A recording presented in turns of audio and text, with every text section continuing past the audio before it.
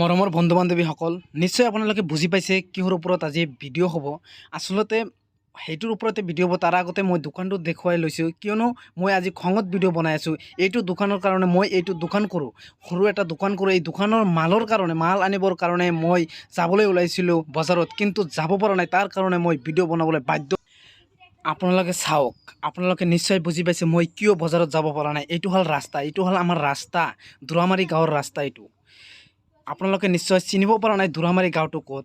বকো সমষ্টিৰ অন্তৰ্গত চমৰীয়া ব্লকৰ অধীনস্থ থকা যিমানকেইটা গাঁও আছে সকলোকেইটা গাঁৱৰ অৱস্থা এনেকুৱা। আপোনালোকে চাওক, কোনো গাড়ী চলাব নোৱাৰি, বাইক 4 চকা চলাব নোৱাৰি, চাইকেল পৰ্যন্ত চলাব নোৱাৰি, খোজ কাঢ়িব নোৱাৰি। এনেকুৱা ৰাস্তা যে য'ত নেকি খোজ কাঢ়িব নোৱাৰা হৈছোঁ। স্কুলৰ ল'ৰা ছোৱালী যাব নোৱাৰে, বজাৰত যাব নোৱাৰোঁ, কোনো ঠাইতে যাব নোৱাৰোঁ, কেৱল ঘৰতে বহি থাকিব লাগে।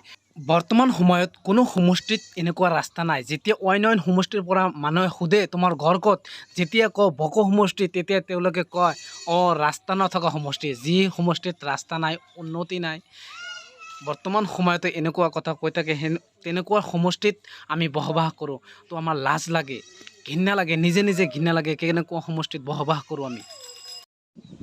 আমাৰ বকো সমষ্টিৰ MLA নন্দিতা দাস ডাঙৰীয়ানীৰ অনুৰোধ কৰি মই কওঁ যে চমৰীয়া ব্লকৰ অধীনস্থ থকা গাঁওকেইটা আপুনি ভাল কৰি দিয়ক। আপোনাক কাকতি মিনতি কৰি কৈছোঁ, আপুনি ভাল কৰি দিয়ক। বিশেষকৈ আমাৰ দুৰামাৰী গাঁৱৰ ৰাস্তাটো বিশেষকৈ ভাল কৰি দিয়ক, পোনপ্ৰথমে ভাল কৰি দিয়ক। কিয়নো এইটো হ'ল আমাৰ একমাত্ৰ ৰাস্তা।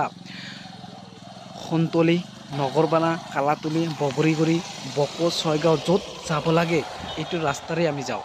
তো এইটো ৰাস্তা পোনপ্ৰথমে আমাক ভাল কৰি দিয়ক। বৰ্তমান এনেকুৱা হৈছে যে খোজ কাঢ়িব নোৱাৰা হৈছোঁ।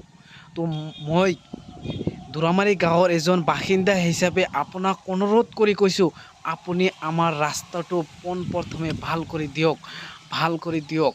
কাকতি মিনতি কৰি কৈছোঁ, ভাল কৰি দিয়ক। ভিডিঅ'টো বেছিকৈ শ্বেয়াৰ কৰি দিয়ক। ভুল হ'লে ক্ষমা কৰি দিব।